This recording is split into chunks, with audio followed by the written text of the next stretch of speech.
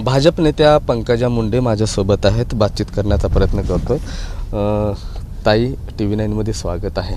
लोकसभा एक महिन्यावरती येत आहे आणि ताई आता पायाला भिंगरी बांधून फिरताना दिसत आहेत। आजचा पहिला दिवस आहे बीड जिल्ह्यातला। हो, नक्कीच। मी आतापर्यंत माझा अनुभव आहे 2009ची मुंडे साहेबांची लोकसभा, तेव्हाही आम्ही विरोधी पक्षात होतो। मुंडे साहेबांची 2014ची लोकसभा, परत बाय इलेक्शन मुंडे साहेबांच्या पश्चात आणि परत 2019ची प्रीतमताईंची लोकसभा। ह्या सगळ्या लोकसभा ह्या म्हणजे तेव्हा तर आमच्याकडे फार आमदारही नव्हते, सिंगल हँडेडली मी आणि माझ्या सगळ्या नव्या कार्यकर्त्यांनी हाताळलेल्या आहेत आणि त्यामुळे मला त्यात लक्ष घालणं जातीने आवश्यक आहे। बूथ रचनांची बैठक मी घेते, एक स्क्रीनिंग असते, नेत्याला एक एक्सरेचे डोळे असतात, त्याला अंदाज येत असतो की काय चाललंय, मूड काय लोकांचा वगैरे। आणि बूथ रचना म्हणजे गावातला प्रमुख समूह असतो तिथल्या लोकांचा, तर त्यांची बैठक लावायला सुरुवात केली आहे मी। आज आष्टी मतदारसंघ आणि बीड मतदारसंघातल्या बूथ रचनाची बैठक आहे। ताई, जेव्हा जेव्हा निवडणुका समोर येतात तेव्हा जनतेकडून एक अपेक्षा होती की पंकजाताईंसाठी काय आहे। काल परवा आणखीन एक सूर निघतो की पंकजाताईंनी मुख्यमंत्री व्हावं। हा कुठून निघाला सूर? सोलापूरचा तरुण आहे काळे नावाचा, त्यांनी पायी यात्रा सुरू केलेली आहे की पंकजाताई या भावी मुख्यमंत्री व्हाव्यात। अरे बापरे, माझं तर त्यांचं असं काही मी माहीत नाही, मला वाटतं तुमचीच बातमी लागली होती अशी काहीतरी। त्यांनी असं केलं असेल तर त्यांच्या भावनांचा सन्मान मी करते, पण कोणी असं काही माझ्यासाठी करू नये। नक्कीच त्यांच्या कामी मी यावं इतपत माझ्या सेवा घडावी लोकांची, एवढंच मात्र खरं आहे। तुम्ही भाषणात मगाशी म्हणाला स्त्री ही उद्धार करते आहे, स्त्री जे कोणी करू शकत नाही ती स्त्री करते, काय समजायचं? ही काळाची गरज आहे असं मला वाटतं, कारण आत्ताचं समाजाचं आपण जे चित्र पाहतोय किंवा राजकारणाचं सुद्धा ओव्हरऑल चित्र, न्यूट्रली राजकारणी म्हणून नाही, राजकारणाच्या बाहेरचं म्हणून मी पाहते, तर मला दिसतंय की सगळ्या गोष्टी या म्हणजे वेगळ्या दिशेने चालल्या आहेत, की काहीतरी सत्ता आहे, पद आहे, याला सेंट्रिक सगळ्या गोष्टी चालल्या आहेत। पण स्त्री, मी एका अधिकाऱ्यांना आता पारितोषिक दिलं, ती स्त्री अधिकारी आहे, महाराष्ट्रात MPSCत पहिले आलेल्या आहेत त्या खाडे, त्यांचं कौतुक करताना मी असं म्हणाले की मला असा अनुभव आहे, कारण माझ्याबरोबर मंत्री असताना देखील ज्या महिला अधिकारी होत्या, आता सुद्धा आपल्या कलेक्टर आहेत किंवा आधी आमच्याकडे ज्या अधिकारी, महिला अधिकारी काम करताना अत्यंत फेअर काम करतात आणि महिलेचा स्वभाव असा असतो, त्या फार प्रामाणिक असतात, एकदा निर्णय घेतला तर त्या जनरली दबावाखाली बदलत नाहीत। तर मला असं वाटतं, माझं वैयक्तिक मत आहे की या सगळ्या परिस्थितीतून महाराष्ट्राला उद्धार करण्यासाठी जास्तीत जास्त महिलांचा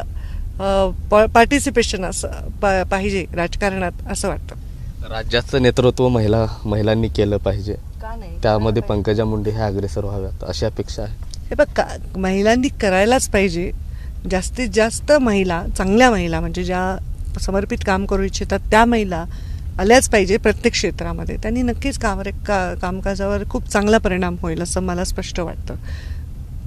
राज्यामध्ये जातीपातीनं डोकं वर काढलेलं आहे, मग ते कुठलाही मुद्दा राहील, महाराष्ट्रात कुठंतरी एक खदखद सुरू आहे। आपला जो महाराष्ट्र आहे ना, तो महाराष्ट्र हा एक पुढारमतवादी महाराष्ट्र आहे, पुरोगामी विचारांचा महाराष्ट्र आहे। या महाराष्ट्राला कुठाची दृष्ट लागली गेल्या काही वर्षांमध्ये सतत मी बघते की पहिले मी हे मागेही बोलले भाषणात की आंदोलन असलं तर पहिले असायचं की शिक्षकांचं आंदोलन आहे, ST कर्मचाऱ्यांचं आंदोलन, आता आंदोलन हे जातीवाचक व्हायला लागले, अमुक समाजाचं तमुक समाजाचं। हे चित्र महाराष्ट्राच्या भविष्याच्या हितासाठी अयोग्य असं मला वाटतं आणि त्याच्याबद्दल माझ्या मनामध्ये प्रचंड चिंता वाटते। लोकनेते गोपीनाथ मुंडे असतील, तुमचे मामा प्रमोद महाजन असतील आणि शेजारीच असलेले आपले विलासराव देशमुख असतील, हे तीन मित्र, त्यावेळेसचं राजकारण आणि आजच्या राजकारणामध्ये काय फरक जाणवतं? मला असं वाटतं की त्यावेळी 3 पक्षाचे लोक मित्र आहेत आणि ते मित्र असू शकतात, हे वातावरण फार आता दिसत नाहीये। उलट वैयक्तिक तेव्हा असं कोणाची टीका वगैरे नसायची, आता वैयक्तिक एखाद्या व्यक्तीला टीका करण्याचं जास्त कल वाढलेला आहे राजकारणात, म्हणून ओव्हरऑल मीडियामध्ये पण वगैरे मी बघतीये। तर त्यावेळी एक माणूस काँग्रेसचा, एक भाजप राज्य आणि एक भाजप केंद्र, असं त्यांचं म्हणजे विलासराव आणि मुंडे साहेबांची जास्त मैत्री होती आणि प्रमोद महाजन आणि मुंडे साहेबांची जीवापाड मैत्री होती। बघा, काही जातीचा संबंध नाही, काही नाही, विचारांचा संबंध असतो। मला वाटतं राजकारणामध्ये डिसेन्सी ही हवी आहे आता। मर्यादा, आपल्यापेक्षा मोठ्या माणसाविषयी आपण काय बोलतो, आपल्यापेक्षा लहान माणसांना कसा सन्मान देतो, ह्याची आज आवश्यकता आहे. सध्याच्या राजकारणात कुठं भय आहे का? भयभीत झालेलं वातावरण आहे? मला नाही माहिती, म्हणजे मला भय माहीत नसल्यामुळं मला माहीत नाही. पण भय असेल लोकांना, पदाचं भय असेल, या जातीच्या परिस्थितीच्या निर्माण झालेल्या परिस्थितीचं भय असेल, आणखी कुठल्या गोष्टींचं भय असू शकतं. पण मला तर असं काही वाटत नाही. लोकसभा निवडणुकीपाठोपाठ विधानसभा आहे आणि विधानसभेमध्ये पंकजाताईंना एक मोठं नेतृत्व पाहण्याची लोकांची उत्कंठा आहे.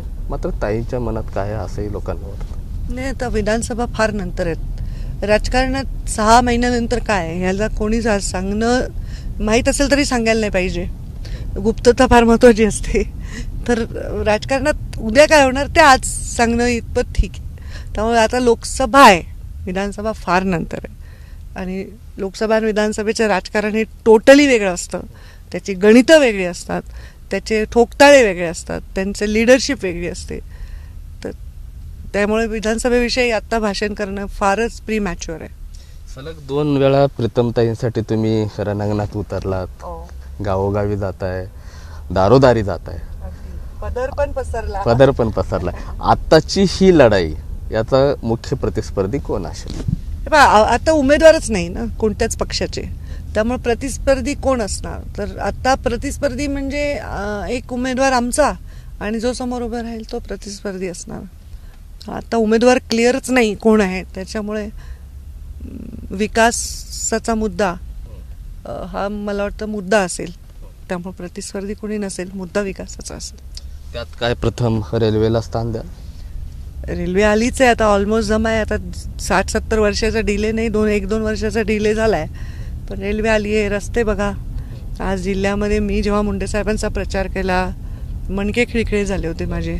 प्रीतमताईंना मी नेहमी म्हणते, तुम्ही भाग्यवान आहात की तुमच्या काळात आम्ही एवढे कामं केले, पालकमंत्री असताना राज्य सरकारने, केंद्र सरकारने, की तुम्हाला निवडणुकीला त्यावेळी सामोरं जाता आलं 19ला.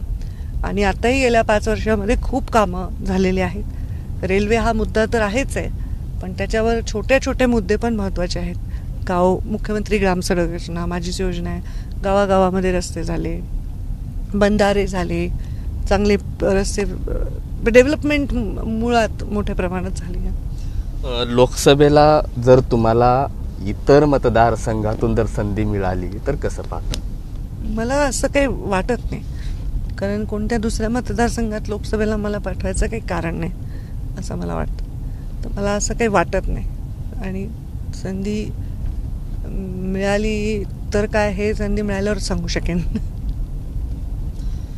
नक्कीच. या होत्या भाजप नेत्या पंकजा मुंडे. कॅमेरा पर्सन विनोदसह मी महेंद्रकुमार मुधोळकर, TV9 मराठी, बीड.